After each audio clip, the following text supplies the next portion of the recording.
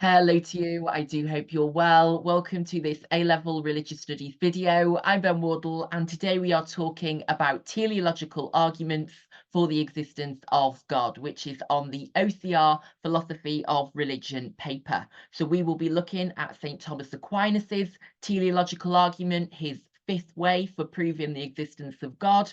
We'll be looking at William Paley's watchmaker analogy, and we'll also be considering F.R. Tennant's more contemporary anthropic principle. We will, of course, for our AO2, also be looking at criticisms of teleological arguments, including those put forward by David Hume and also Richard Dawkins. So plenty to talk about today. Let's get started, shall we, with a quick look at the OCR specification, which sets out everything we need to know for the exam. Now, the teleological argument is one of the two arguments based on observation that we need to know, the other one being the cosmological argument, the first cause argument, of course. Now, these arguments based on observation are therefore a posteriori, and they are empirically based. So they are based on observation, and it's all about making inferences based on what you have observed in the world around you.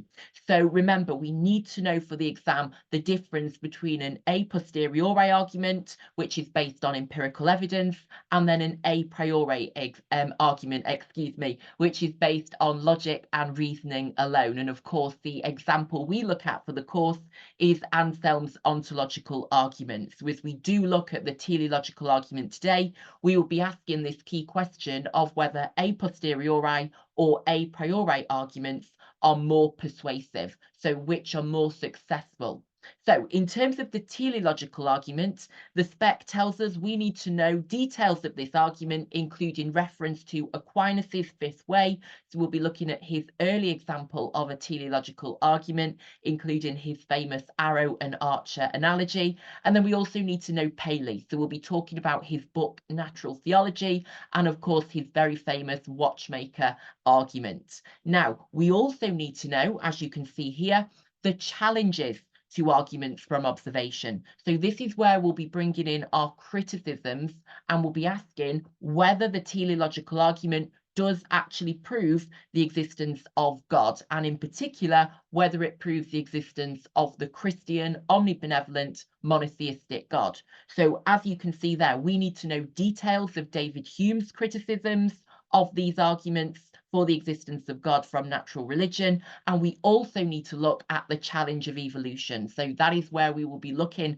at Richard Dawkins. He wrote a very famous critique called The Blind Watchmaker, and we'll be asking whether instead of the world being designed for us, we actually adapted to it, we evolved to it. And so the appearance of design is actually an illusion. And so we are here by chance rather than intelligent design. So lots to talk about in terms of your key AO1 knowledge and then your AO2 evaluation points. And we will cover everything in this video today. Now, one thing that's really helpful about the OCR specifications is that they give us a list of discussion points for each topic. And these are really helpful when you're revising because they help you to plan for what kind of questions will come up in the exam. So they give us a really good indication of what the exam will be asking us.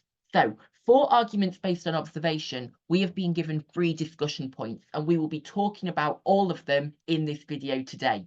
The first one is whether a posteriori or a priori is the more persuasive style of argument. So this is where we'll be comparing the teleological and cosmological arguments with the ontological argument, and we'll be starting to think which is the better style of argument, which is more convincing, which is more successful, which is more persuasive, and why. I think one of the headline points we'd make is that a posteriori is based on evidence and observation, whereas a priori is prior to any observation. It is based on reasoning alone.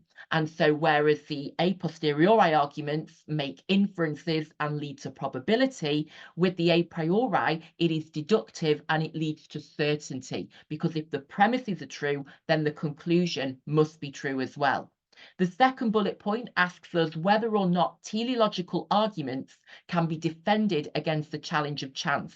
So this is where we'll be talking a lot about the challenge of evolution and this idea that the world was not designed for us, we actually adapted to it. And so could the universe just be here by chance?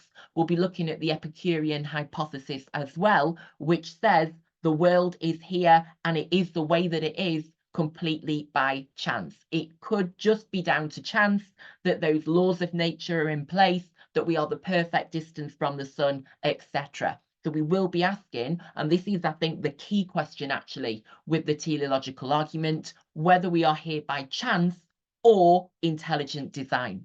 The third bullet point doesn't actually apply for today's video. It says whether cosmological arguments simply jump to the conclusion of a transcendent creator without sufficient explanation. Although I have to say, I think that is a great discussion point to have about the teleological argument as well, in terms of even if you accept that there is evidence of design in the universe, how do we then end up saying it proves the Christian, omnibenevolent, omnipotent, omniscient, etc. God? So okay, you might say there is evidence of design, but then how do you then jump to the conclusion it is the Christian, monotheistic, all-loving God? So there is a really interesting discussion to be had there in terms of what kind of God does the teleological argument prove. For example, David Hume's criticisms are, why not many gods? He uses his shipbuilder analogy for that point. He also says, surely because of the flaws in the design and the problems we see in the natural world, that actually this argument only proves a trainee God who's made a few mistakes as part of their plan. Or could it even be our malevolent sadomasochistic God who has taken pleasure in designing tsunamis, earthquakes, and natural disasters? So, as I say, lots of questions about whether the designer that this argument proves is actually the Christian, monotheistic, omnibenevolent God. Is that then a matter of faith, that you believe it is the Christian God based on your upbringing, based on the language game, the form of life within which you operate? And then finally, the fourth question is whether or not there are logical fallacies in these arguments that cannot be overcome. So a logical fallacy is a flaw in the logic of the argument. So it is a structural problem with the argument. And again, we'll be asking, do teleological arguments work? What flaws can we find? What problems can we see in terms of the structure of teleological arguments? So plenty to talk about today. Let's get started by introducing our four key scholars. Now, we will be talking about more scholars than just these four, but I think they are our four main men when it comes to talking about and writing about the teleological argument. So the first one is William Paley. He was an English Anglican clergyman and philosopher. So really important to know that he was a committed Christian. He was a clergyman, so he was a preacher in the church. And of course, that then tells us why he does believe that his design argument proves the existence of the Christian God. So it is important when we are talking about scholars and we're studying their ideas that we do take into account those broader contextual factors, such as the fact he was an Anglican priest. So that is very insightful in terms of why Paley believes this argument does prove the Christian God, because of course he has faith. He believes that the Christian God is eternal, transcendent, omnipotent, and so would be capable of designing the universe.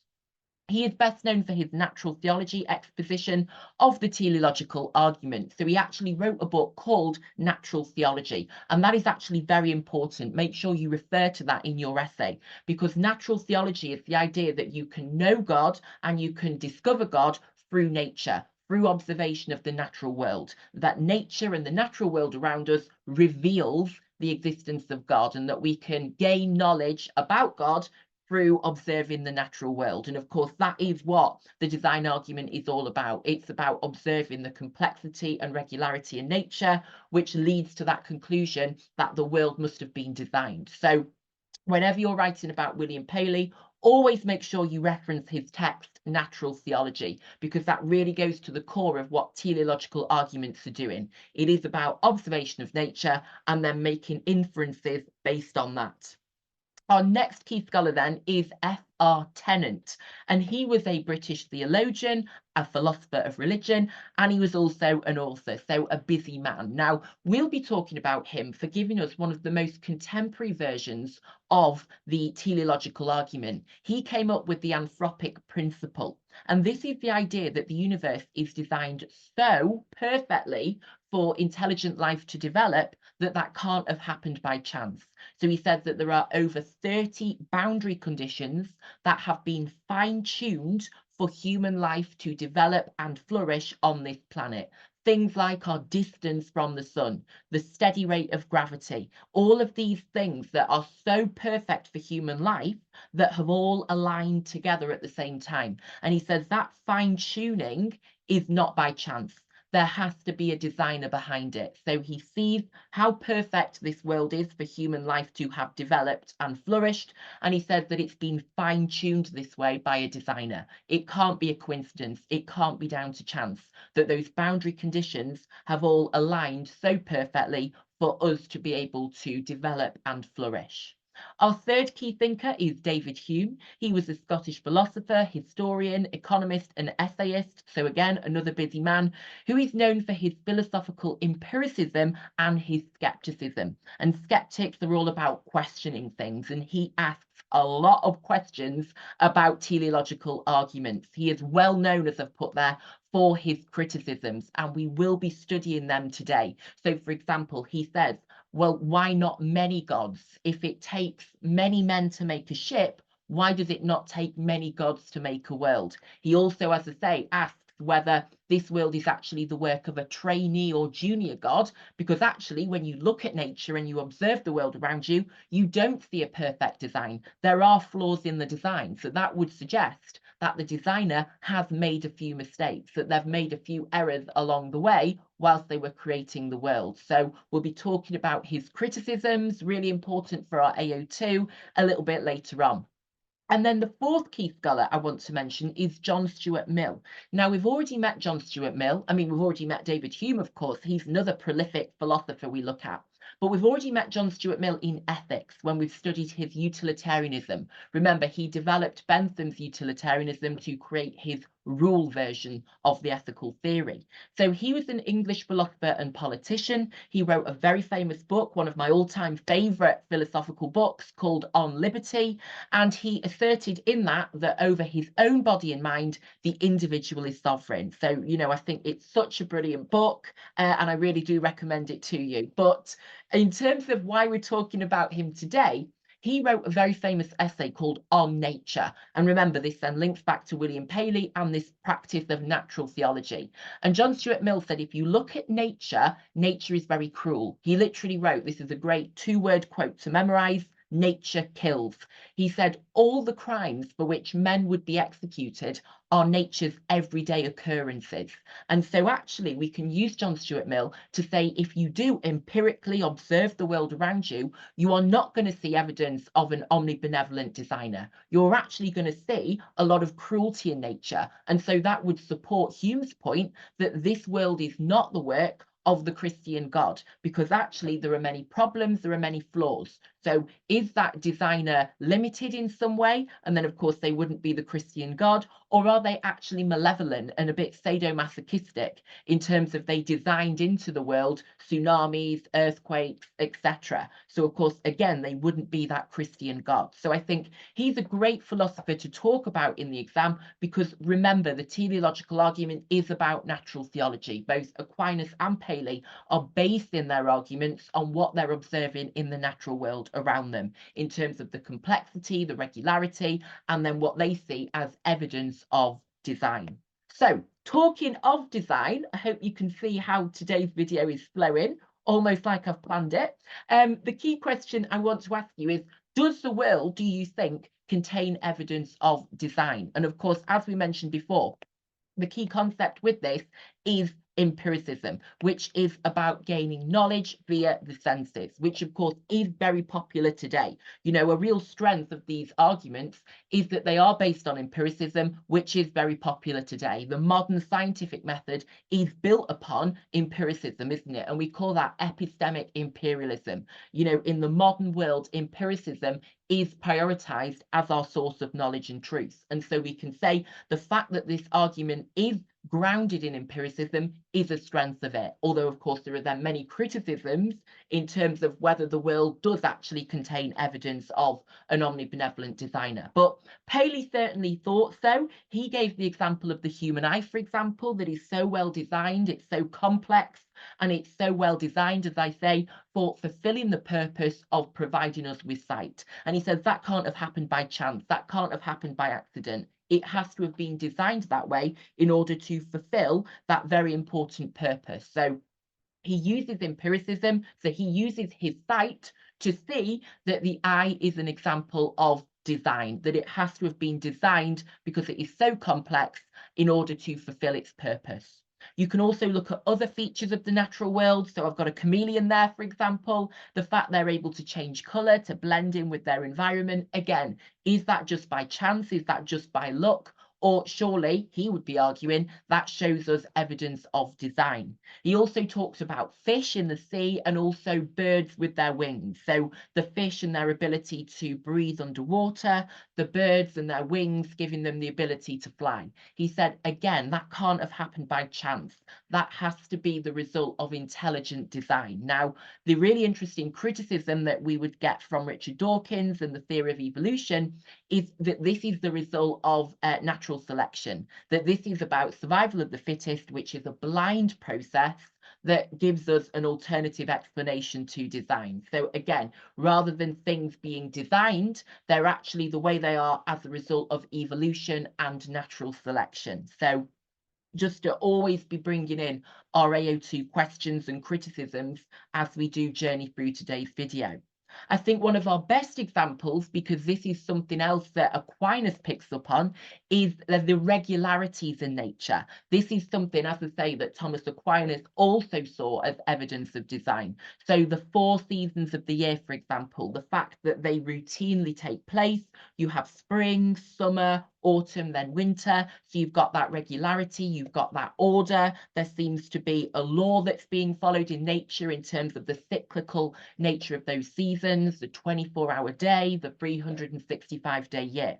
So we could say, how is there that regularity without design? Surely that can't happen by chance.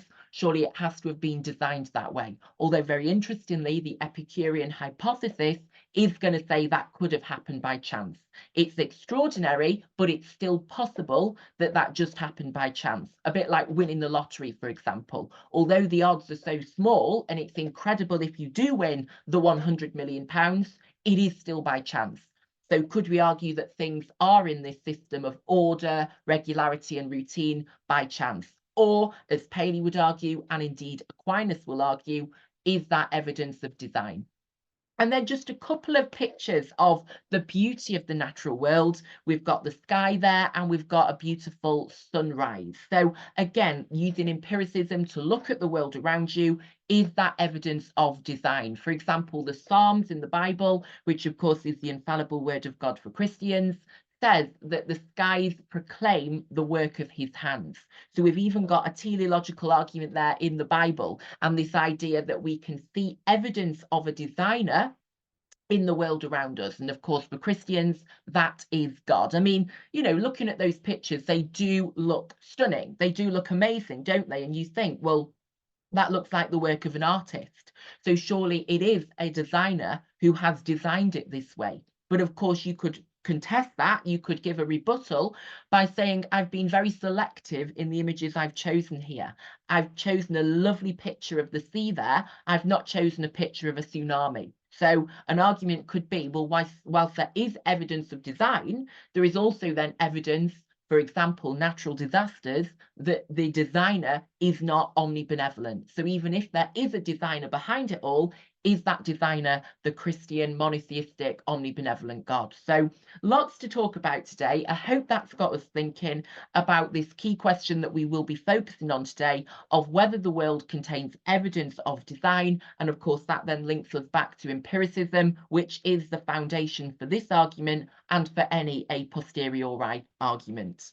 So I want to start by talking about St. Thomas Aquinas because he is such an influential philosopher. We talk about him a lot on the course, for example, natural moral law, when we're talking about ethics, and he is really important for understanding teleological arguments.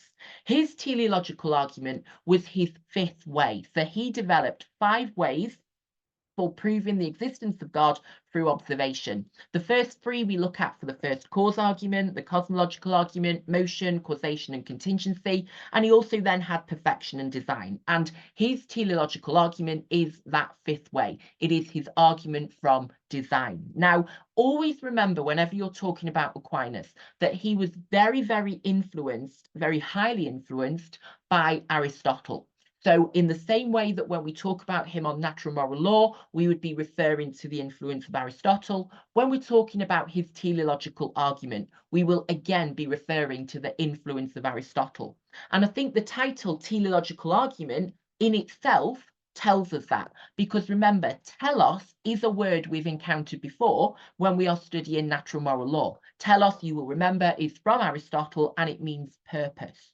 So, of course, the teleological argument is to do with something's purpose or its goal / endpoint. So, what did Aquinas say in terms of his 5th way for proving the existence of God through observation, his teleological argument? Well, Aquinas looked at the world around him. So remember, these arguments are based on empiricism. They're based on observation of nature. And he saw how all things were moving towards their telos. They were fulfilling their telos. And he thought, well, how is that actually happening? Because so many of these things are natural things that are not rational, that cannot think for themselves. So, for example, let me give you an example he used. An acorn. So an acorn becomes, doesn't it, an acorn tree. And he thought, how does it do that? How does it move from that state of potentiality to actuality? Because it doesn't have a brain. It's not intelligent. It can't think for itself. So unlike human beings who can make that conscious decision to move towards eudaimonia, to use reason to do the right thing, he saw natural things such as the acorn that becomes the acorn tree. And he thought, how do they do that? How do they move to fulfill their telos? And he came to the conclusion that there must be something or someone that actually moves them, that is actually directing them to their end. So that acorn can go from being an acorn to then becoming the acorn tree. And he said that that is God. And he used the example of an arrow and an archer to illustrate this.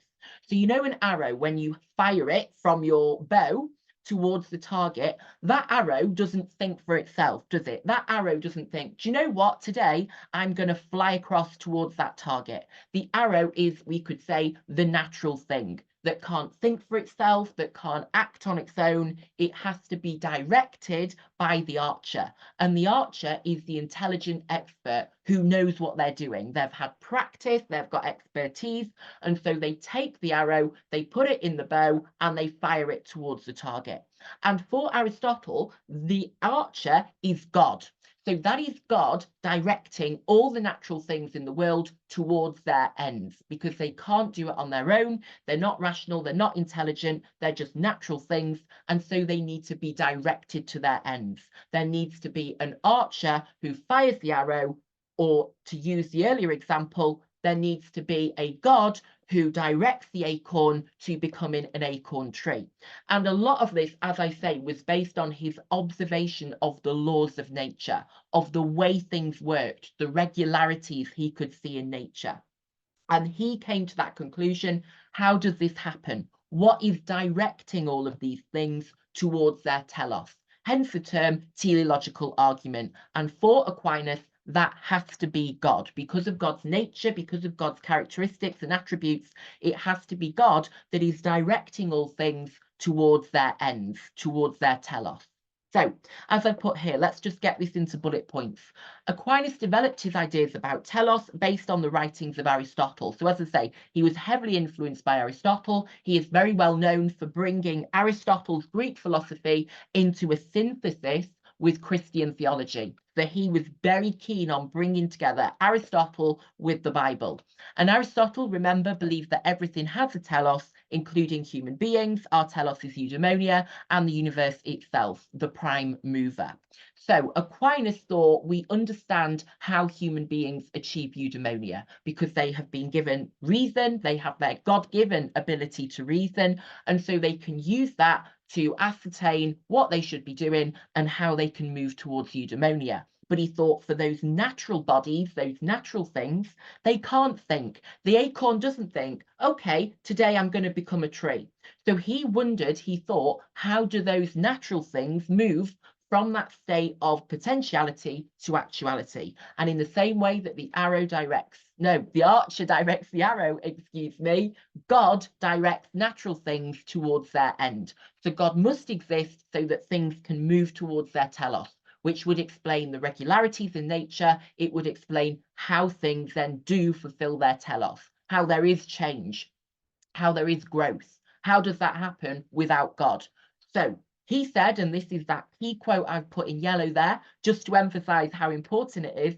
He said, therefore, some intelligent being exists by whom all natural things are directed to their end. And he said, as you can see there, this being we call God. So for Aquinas, he said we cannot achieve our purpose, or anything can't achieve its purpose without something to make it happen or guide us.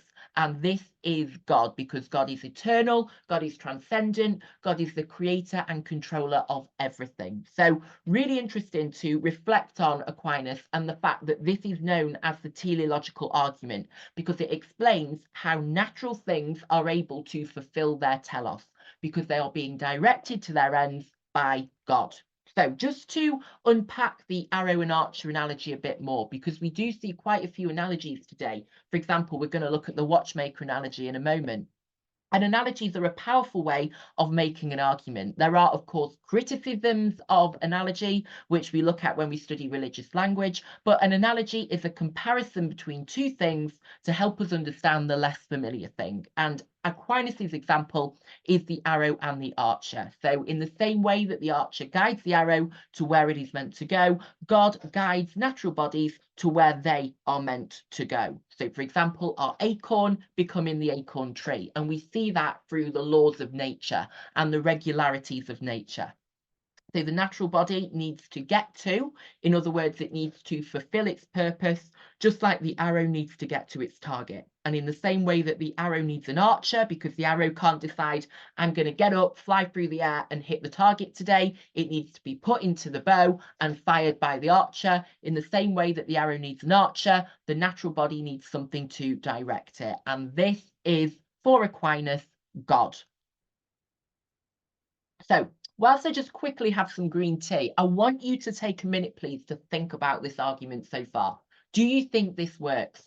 When we look at the natural world, when we think of how things do fulfill their telos, do we think that this is explained by the existence of God? That God is the archer who is directing natural things and natural bodies to their ends so that they can fulfill their telos? Would they be able to fulfill their telos without God? So that is the first question I want you to be thinking about. I want you to think, does this analogy work? Can we compare God to the archer? And I want you to think, what criticisms have we already identified with teleological arguments? Is this argument going to convince everybody, for example, that there must be a God?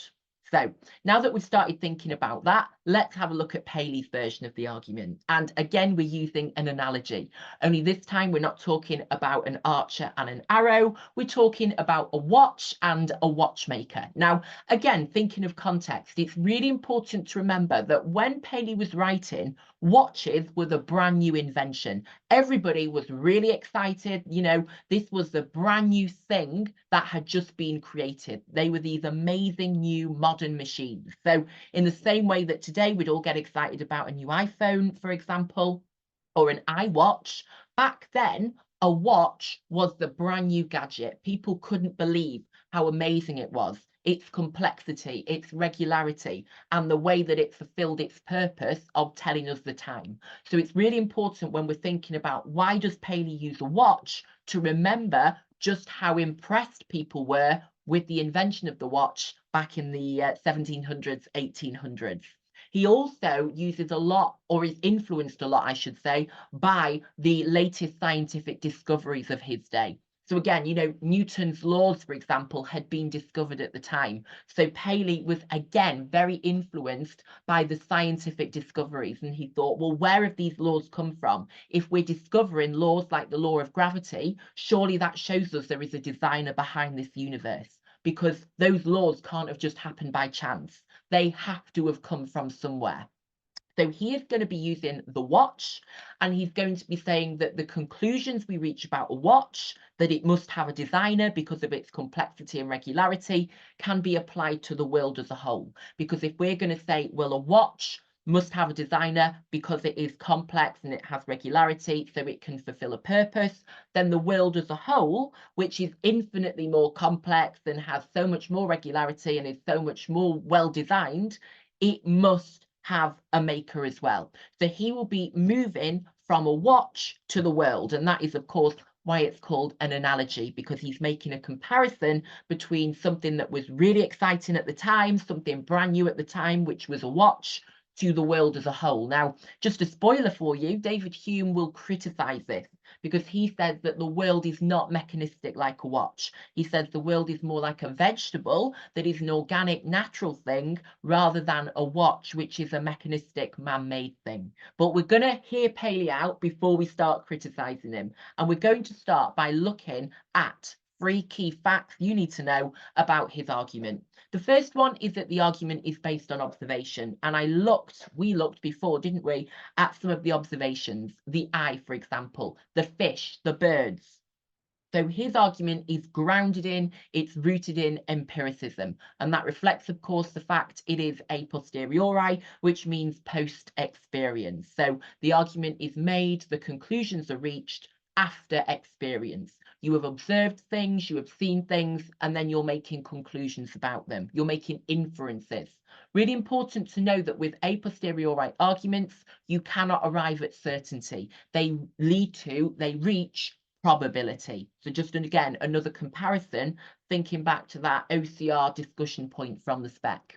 And then thirdly, it is inductive and it makes inferences. And of course, the contrast there is with your a priori argument, the ontological argument, which is deductive and leads to certainty. If you accept the premises, if you accept Anselm's definition of God, for example, then the argument will logically lead to certainty. So with these a posteriori arguments, and I say these because remember, it is teleological and cosmological, they are based on observation, they are reached post-experience because they are based on what you've seen, what you've experienced with your eyes and your senses, and then they are inductive and make inferences.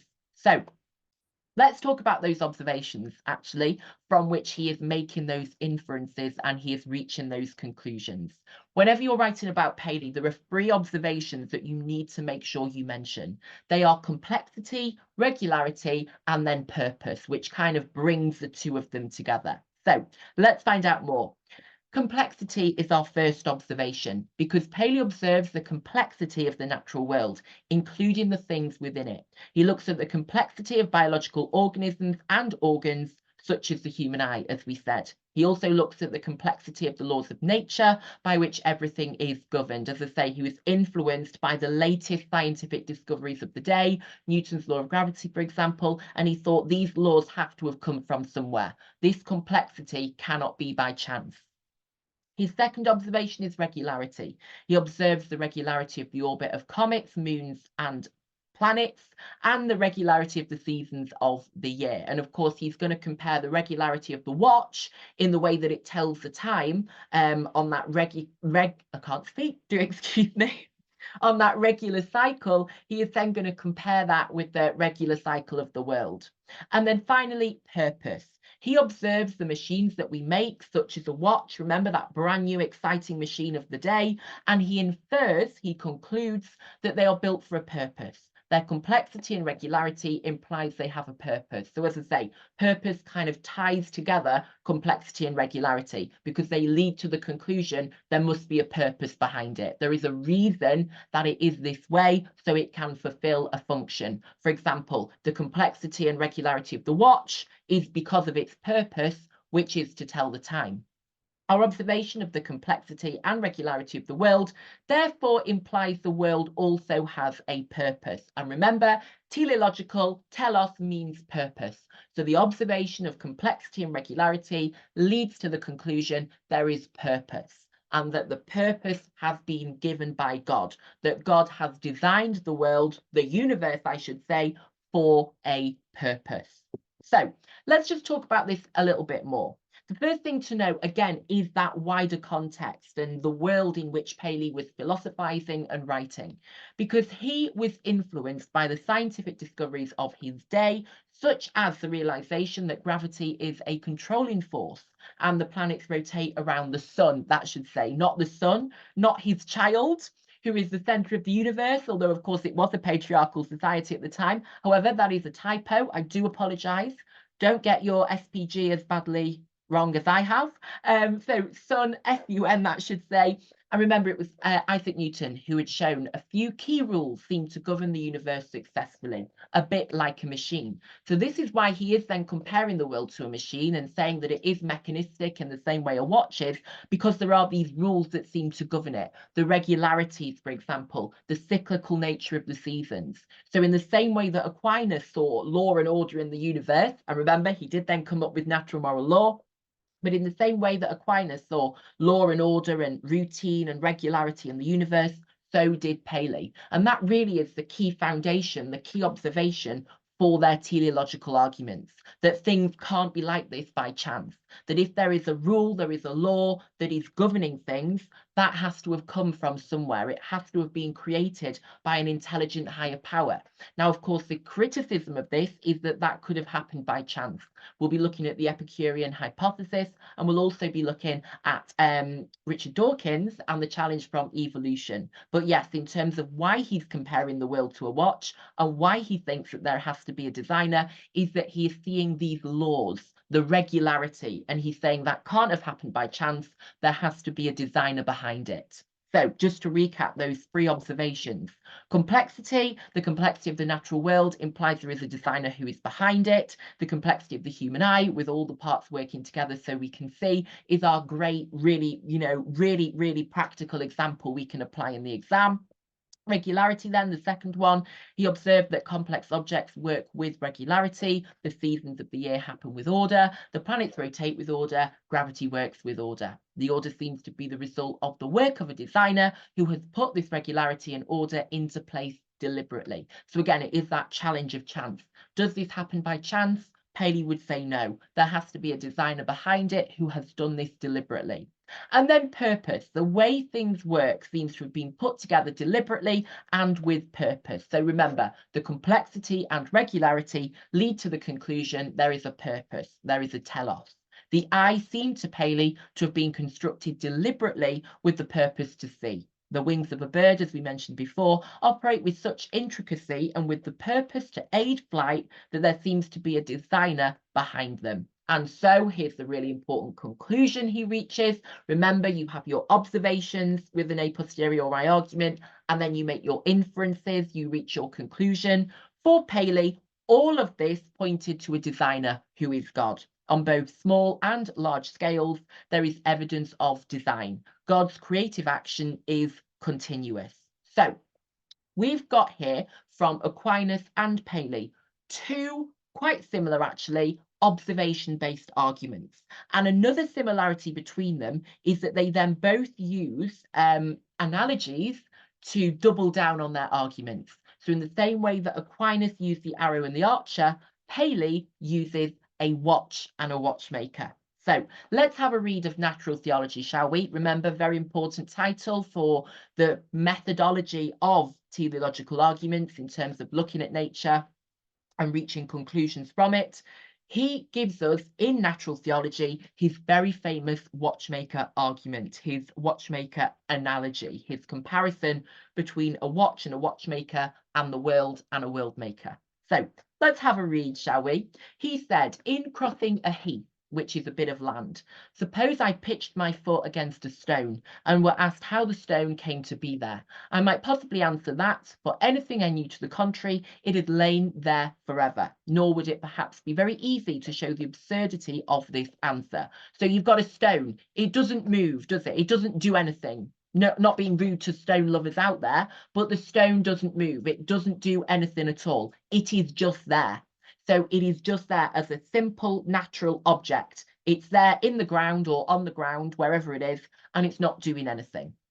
So Paley is quite happy to say it has always been there. It needs no further explanation. It is just, as he put there, something that has lain there forever. And that would not be an absurd answer to give. But, he says, imagine you keep walking and you have then found a watch upon the ground. Remember, back then, his early audience, his 18th century audience, his contemporaries of the time, if they'd found a watch, that's like you in the park finding a brand new iPhone just lying there. You wouldn't think that iPhone's just been lying there forever, would you? You'd think this has to have come from somewhere, this has to have been designed, this has to have been made. So imagine you found a watch upon the ground and it should be inquired how the watch happened to be in that place. He says, I should hardly think of the answer I had given before, that for anything I knew, the watch might have always been there. There must have existed, and this is your important bit, at some time and at some place or other, an artificer or artificers, which means a maker or makers, who formed the watch with a purpose, which we find it actually to answer. And I love this phrase, actually. This is a phrase I would write down on a post-it note and I would quote in the exam, who comprehended its construction and designed its use. So when you see a watch, you don't think it's just there by chance. And this, of course, is that argument from chance that we're looking at today. It's not just there by chance. You can tell that because of its complexity and regularity, it has a purpose. And it does have a purpose, doesn't it? Which is to tell the time. So it's able to fulfill its purpose, its telos, so well because it has been so well designed. And so you look at that and you think you look at the watch, sorry, and you think somebody has designed this. They have planned it, they've designed it, and then they've actually made it. And so he is saying that unlike the stone, which is not doing anything and it is just there, the watch has to have a designer. It has to have been made by somebody who has comprehended its construction, so they're an intelligent being who has planned it out and then designed its use. They have designed it with a purpose in mind, you know, with a reason to be created, to be designed. Now, again, let's pause here and think, does this work? David Hume, for example, is going to say you can't compare the watch to a world, or, you know, they're not an adequate comparison. They don't work. The analogy basically doesn't work because they don't work in comparison with one another. You could build on that with Bertrand Russell, who says the existence of the universe is a brute fact. He says, I should say the world is just there and that's all. So actually, is the world, we could say, not more like the stone because of the fact that it is organic, it just exists, and we've just got to accept that as a brute fact. But of course, I think your counter argument there would be, but the world isn't just a stone, is it? Because the world rotates, restart, the world has these rules, these laws that seem to govern it. And so the argument would be that the watch is an adequate comparison with the world because of the complexity and the regularity, because of those laws, and because of then the apparent purpose there seems to be. Although, again, to give you another rebuttal to that point, you could bring in existentialism. Existentialists believe that existence precedes essence. They believe the world has no purpose, our lives have no purpose. We are all just here by happy accident or chance, and then we have to invent a purpose to give our lives meaning. So, again, you know, does this argument work for everybody, or does it work for people who are, if we use Wittgensteinian terms, operating within a theistic form of life? So lots of links we can make to other topics here, but just for now, before we get too carried away, let's just think, does this analogy work? Do you like this analogy? Do you think that he is right to say that if you found a watch, these are the judgments you'd make? And then is he right to apply that to the world as a whole? So can we move from finding a watch on a heath to making conclusions, making inferences about the world as a whole? So again, does this analogy work?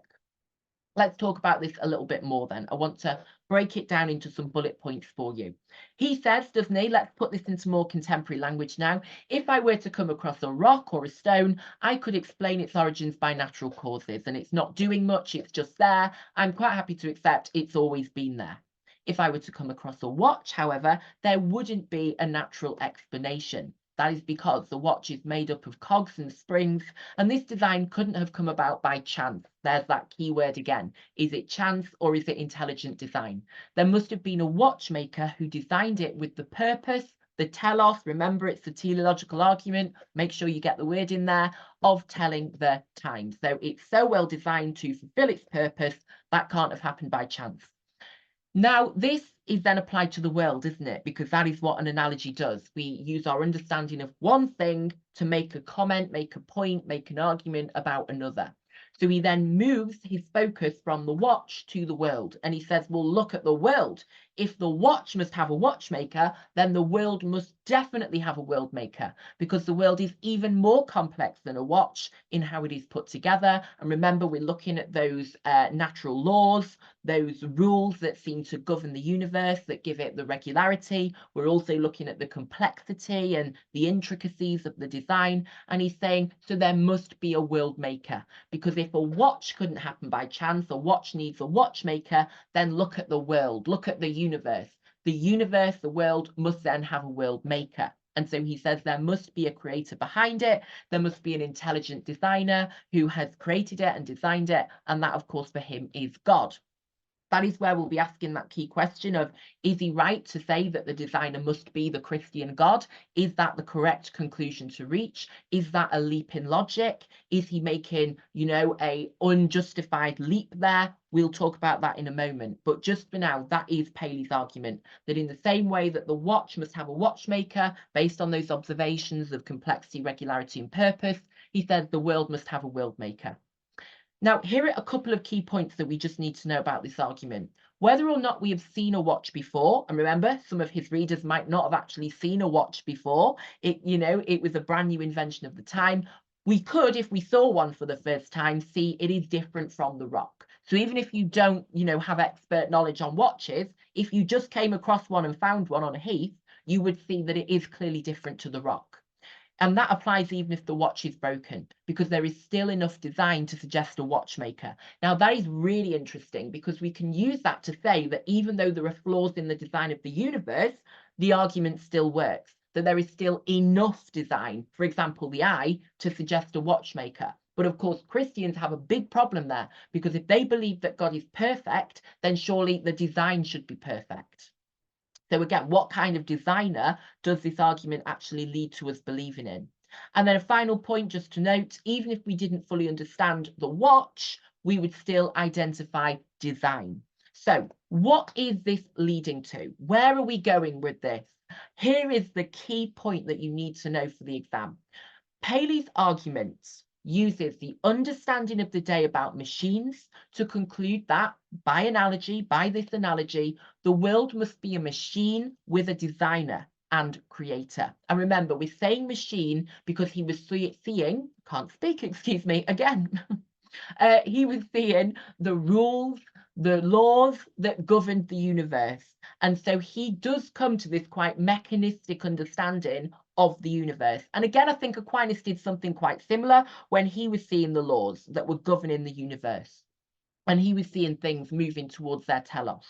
So Paley has used regularity, he has used order, intricacy, another word for complexity, he has used purpose, telos, and design to make his points. But of course, the question we have to ask now is he correct? Is he right with his observations of complexity, regularity leading to purpose, and then with his watchmaker analogy, is he right? That when you look at that watch and conclude it must have a watchmaker, we can then apply that to the world. And if we look at the world, remember it's an empirical argument, we can then conclude that the world must have a world maker. And of course, the key question I want you to keep in mind is, even if he can prove that there is a designer, and obviously the word prove is tenuous there because this argument can only make inferences and lead to probability, not certainty, because it's a posteriori. But my question is, even if he can argue that there probably is a designer. Is that designer the Christian God? Is that designer omnibenevolent? That is the question, and please have a minute to think about that. So I've asked you a few questions there, really. Does the analogy work? Is Paley right that if we observe the world and we look at the evidence of design, we reach the conclusion of the designer? Or are there alternative explanations that are actually more convincing and more robust? For example, the theory of evolution, which was developed just after Paley had died, actually, which was developed, of course, by Charles Darwin, and said that we evolved to the world rather than having it designed for us. So just take a minute before we look at the AO2, strengths and weaknesses, to think about your thoughts. Just collect your thoughts, gather your thoughts on this watchmaker analogy and teleological arguments. So let's have a look at the strengths, shall we? Let's see what's good about it, what people have said they like about it, how the argument could be defended from the criticisms we'll look at in a moment. The first point I would make is that it is an empirically based argument. This is something we've referred to a lot today, isn't it? The a posteriori nature of it. But that is an important strength because it is using observable examples of complexity and regularity. And you might be thinking, well, why does that matter? And the reason is we live in an empirical age. We are living in what Alstom called an age of epistemic imperialism. We see in the scientific method, for example, a complete emphasis on empiricism. So the fact that the argument does use observation, we could say gives it credibility. For example, if you were comparing it with the ontological argument, you could say that people today value empirical evidence. One of the problems, for example, with the ontological argument and the perfect island criticism from Gaunilo is that no matter how you define that island or whether you follow the logic of Anselm's argument, that island doesn't then exist in reality. So people are not often convinced by logic alone. Certainly if you're trying to prove the existence of God, people want evidence. So the fact that Paley can point to evidence, that I, for example, we could say is a strength of the argument, that it is grounded upon empiricism. But of course, there are many counter arguments. You know, we know that, don't we? We know, for example, that evidence is quite cherry picked, that there's actually a lot of evidence the designer is not omnibenevolent, for example. We, of course, then have Richard Dawkins' criticism that although you might see evidence of design, the design is an illusion. There is not actually a designer. So we can't then leap to the conclusion that because there is evidence of design, there is then a designer. So there are lots of counter arguments you can then use in the exam if you were to give this as a strength, and always be thinking of that. What rebuttal can I give? What counter argument will I include to show the examiner I am a great philosophy student? Another key strength we can use is Richard Swinburne, a contemporary philosopher. He said the argument is the best explanation for the appearance of design in nature. So this is an argument of simplicity, really, that design equals designer. And I've linked in there Occam's razor, which is that key philosophical concept that you should shave off unnecessary complications to an argument. You should stick to the simplest explanation. And you could make an argument that this provides the simplest explanation for why there is evidence of design in the world, because there is a designer. Now, of course, again, there are so many counter arguments that I hope you are shouting at the screen right now. Things like that, well, if you know there is a designer, who designed the designer? So actually this argument could become absurd, because if the designer has been able to create this design, then who designed them? Because they must have been even more complex and extraordinary. So, you know, we actually have a lot of counter arguments. Again, we can say, what kind of designer does this universe reveal? Okay, fair enough, design equals designer, but if I look at earthquakes and tsunamis, that designer is malevolent, that designer is sadomasochistic and seems to take pleasure in people being subjected to extreme suffering. So the problem of evil and suffering is a great synoptic link we'll be making. But yes, you could use Richard Swinburne, maybe have a little look on Google, more of what he said about this as a more contemporary supporter. In terms of for religious people, this argument can be seen as successful because it is consistent with scripture. And of course, for a theist, for a Christian operating within that Wittgensteinian form of life, as a Christian, this is an argument that would provide a philosophical support for their scriptural beliefs. So, for example, Psalm 19 says, "The heavens declare the glory of God, the skies proclaim the work of his hands." So we could see that as quite an early version of the teleological argument, couldn't we? So as I've put, the design argument would be accepted by many theists as providing philosophical support for scriptural teachings. So you could say that if you look at the world, you look at the sky, a beautiful sunset, if we think about numinous experiences, you are led to the conclusion that there is a designer, and that is consistent with scripture that says that natural theology does work. We can know God through nature. And of course, we do look at that when we look at Revelation, don't we, for developments in Christian thought. And we do look at general revelation and the idea that God can be known through nature, through the natural world. Now, interestingly, again, we've got the problem of when you see in nature suffering, we could say that actually contradicts scripture, because scripture says God is love. If God is love, why can I see a tsunami? Why can I see such pain and suffering in nature? But remember, Christians see the Bible as the infallible and inerrant word of God. So the fact this argument is consistent with Psalm 19, we could say is something they like.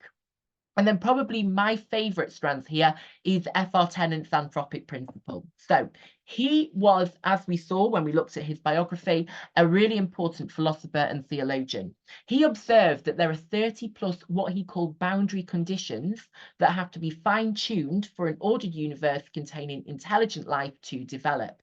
They include the distance from the sun. If we were any closer, we'd burn, and if we were any further, we'd freeze.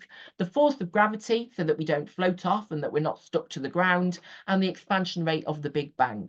So we could say the odds against all of those boundary conditions being at exactly the right setting at exactly the right time are colossal. And so this is a fine-tuning argument. And this is something Richard Swinburne talks about as well, actually. So it must have been, the universe must have been fine-tuned this way. So that would again support the idea of a designer who has fine-tuned these boundary conditions so that they are perfectly aligned, and so that the universe is just right, if you like. Think about Goldilocks and the Three Bears. It is just right for human life to develop and flourish. Now, again, counter arguments here. We could say we evolved to the universe, or to the world at least, rather than having it designed for us. And so what appears to be fine-tuning is actually the result of natural selection. But I do like this as a strength because it is a contemporary argument. I think it's got a bit more, weight to it, a bit more gravitas, a bit more substance to it. And again, it's something we can empirically observe. But again, we could say that is still by chance. Winning the lottery, again, I will use that example. You might say the chance of that is minuscule, but it can still happen by chance. So, again, the appearance of design, is that sufficient to conclude that there is a designer? And this is, of course, where a posteriori arguments, which are based on probability, can be criticised. But what I want you to do now, please, is I want you to think, A, which of those is the best strength? So which of those would you be prioritising in your essay as the best defence of the design argument? And then B, can you think of any other strengths of the argument? For example, you could make a point that the analogy works. If you like the analogy, you could say that that is successful. You could say that modern science is compatible. I'm thinking of the Big Bang Theory, for example. Could you say that God caused the Big Bang? The Big Bang was developed by a Catholic priest, George Lemaitre. The Big Bang Theory is supported by Pope Francis, the current Pope. So again, what strengths can you think of? But yes, please think which of those is the strongest strength, which is the best support for this argument that you would use in the exam. What I then want you to do, please, is think about criticisms. What criticisms are we going to give of this argument? So what problems can we find in it? What weaknesses are there? How is David Hume going to tear this argument apart? Let's find out, shall we? The first one is the Epicurean hypothesis. This is the idea that things could have happened this way by chance. And remember, that is the key discussion point on the OCR spec. So the universe is here with order and stability, or if we're to use the language of the arguments, with regularity, by random chance. So we could say that although it appears things were designed this way, it could really be the result of random chance. Just because it is highly unlikely, that doesn't mean it's impossible. And this is the Epicurean hypothesis. This was referred to by David Hume, and it's the idea that things could be the way they are by complete and utter chance. And I'll say that again, you know, just because it's highly unlikely and extraordinary doesn't mean it's impossible. So we could say there may be the appearance of design, but it could really be the result of chance. And actually, that is going to be supported by Richard Dawkins and The Blind Watchmaker, the book that he wrote, and his argument based on evolution. In terms of Hume's criticisms, then, David Hume is our main man when we are criticising this argument, and also when we're criticising the cosmological argument. In terms of his criticisms, please remember he was not specifically criticising Paley. So don't say, you know, he went and found Paley in a pub and told him his ideas were rubbish. He was not directly refuting him. He was talking about teleological arguments. And remember, teleological arguments are not unique to Paley. But in terms of analogy, he would say that the analogy, a watchmaker analogy, does not work because you cannot compare the world to a watch. A watch is a machine, whereas a world is organic. So he said the world plainly resembles more of an animal or vegetable than it does a watch. Now, whenever I hear that, I actually imagine like a giant carrot floating in the sky. But his point there is that the world is organic. It could have grown itself rather than being designed in a factory. So you cannot reduce the world to being mechanistic. He thinks that that is a mistake. To look at a watch and say that because that has been designed, it is a machine, the world is a machine. Just because the world has those laws and it has regularity, that doesn't mean you can reduce it to a machine. He says the world is more organic, it is more like a vegetable than it is a watch. You cannot compare a mechanistic watch to a world. And so the analogy is flawed. So make that point in your essay, that analogies comparing the world to a machine is flawed. You cannot do that. The world cannot be compared to a machine because it is not. Another question I would ask is, who designed the designer? You could argue that this argument actually raises more questions than it provides answers. So if we bring in Occam's razor again, actually it complicates things. This is not a simple explanation at all. It raises even more questions. And I would build on that by using another one of Hume's criticisms. He said that the argument, the teleological argument, does not prove the existence of the Christian God. So there is nothing that we can say based on those observations that leads to the conclusion there is a monotheistic, omnibenevolent Christian God. So Hume uses the example of a ship. So he uses his shipbuilder analogy. He said it takes many men to build a ship, doesn't it? So why not many gods to make a world? So we can say, okay, one person can make a watch. Many people can make a ship. What about a whole world then? Surely the scale factor is going to be increasing. He would be arguing that surely, if you look at a ship and how many people it takes to make a ship, then there needs to be more gods, many gods working together to make a world. And of course, that contradicts one of your key core Christian beliefs of monotheism. What would the Christian response be? Well, the Christian response would be, of course, that God's nature means that he is capable of creating the world on his own because he is eternal, transcendent, perfect. But of course, your criticism of that would be that is a matter of faith. You believe that as a matter of faith. There is no empirical foundation for that belief. So whilst if we bring in Wittgenstein, that would work within a Christian theistic language game, anybody outside that language game is just not going to say, okay, then, yeah, you're right. Because of the nature of God, which there is no proof for whatsoever, it must be God on his own. So there's your rebuttal with a rebuttal to your rebuttal. And a nice little synoptic link to language games. You could also talk about the flaws in the design, and we will talk about this more with John Stuart Mill in a moment. But the point I would make for now is that Hume himself said the designer of this world is clearly a trainee or a junior god who has made mistakes. So there's actually flaws in their design. It is a faulty design. They are not perfect. They are not this omnipotent, omnibenevolent, perfect, eternal God because they've made mistakes. So this is the work of a trainee or junior god who's just been appointed to the role of world making, and they need to go and do a top-up course because they've made mistakes. He says it could also be the work of a senile god who's forgetting how to do things and is now, again, making mistakes because of the flaws in the design. We can empirically observe, really important, it's a posteriori, those flaws in the design. He also goes on to say, is it the work of a malevolent deity, so an evil deity? Then again, it would not be the omnibenevolent Christian God because of the natural disasters, because of the cruelty and suffering in nature. And that actually leads on very nicely to John Stuart Mill and the problem of evil. So as I mentioned before, John Stuart Mill can be used as I'm just repeating the same word now. I'm going a bit mad, guys. I do apologise. I think I need some green tea. Do excuse me. There we go. So he says that the cruelty of nature means the designer is not omnibenevolent. So as I mentioned, he wrote an essay called On Nature, and he describes the world. I love this quote. Again, get this one on a post-it note. He described this world as a designedly imperfect world. He wrote that nearly all the things that men are hanged or imprisoned for doing to one another, remember, capital punishment was a thing at the time, are nature's everyday performances. So nature is very cruel. Nature is barbaric. Nature inflicts so much pain and suffering on innocent victims, whether they are animals or human beings. And so he says, actually, the empirical foundations of this argument are not strong at all, because nature does not reveal the existence of an omnibenevolent designer.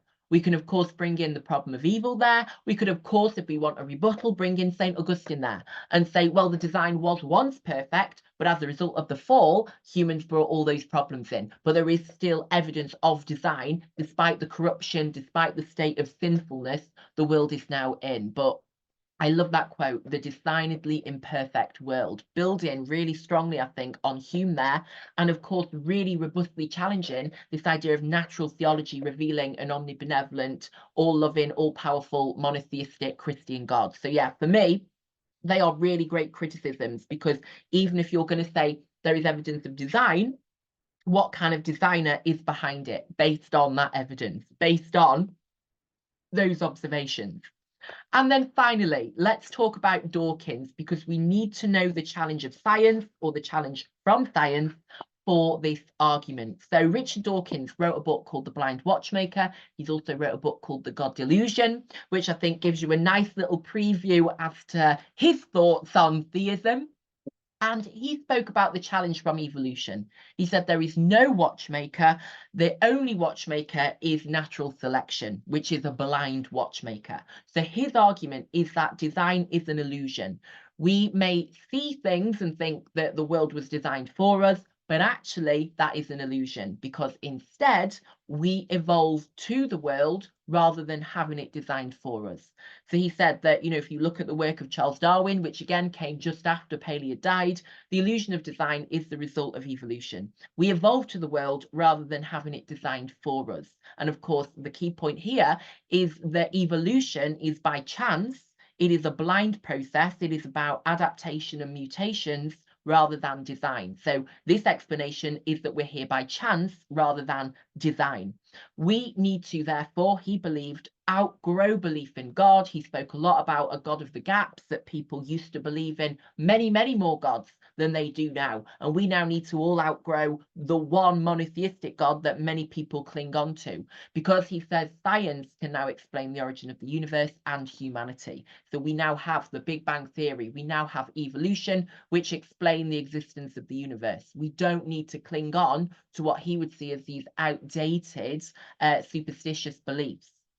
And he writes that natural selection is the blind watchmaker, and that the only watchmaker in nature is the blind forces of physics. So, as I say, he would say that design is an illusion, that actually we did not have the world designed for us. And of course, that is quite a human-centric way of thinking. It actually is a case of us over time evolving to it. So again, I'd love to hear your thoughts on these criticisms, actually. Which do you think is the best criticism, which provides the best, most robust critique of design arguments, of teleological arguments?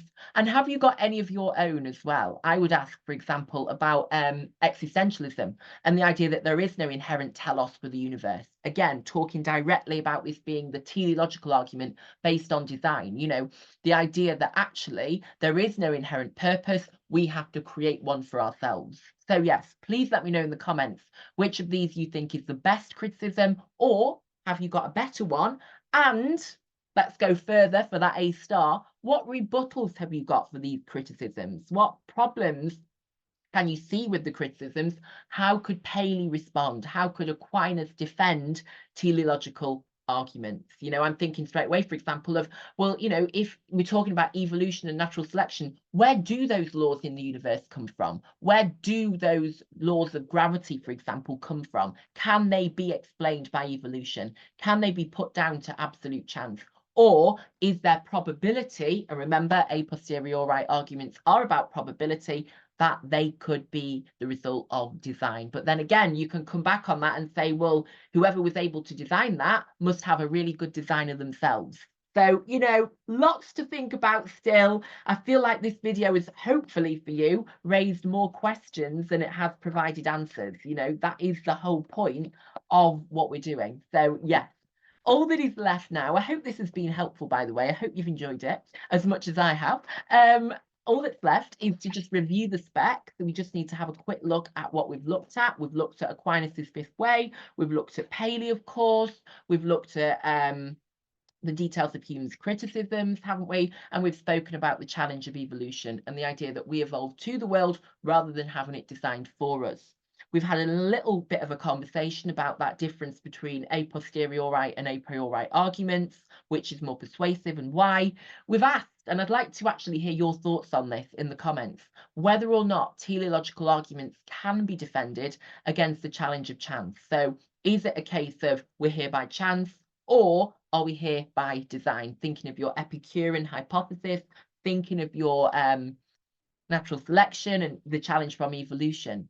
And then do you think, and this leads me to the question I've put on the board, that it is more likely that the universe came about by chance than that God designed it? Evaluate this statement. So you might like to have a go at that 40 marker, bringing together everything we've talked about today and everything we've looked at today. Thank you very much for joining me. I do hope that's been helpful for you, and I want to wish you the very best of luck with your revision and your studies. Take care and have a great day.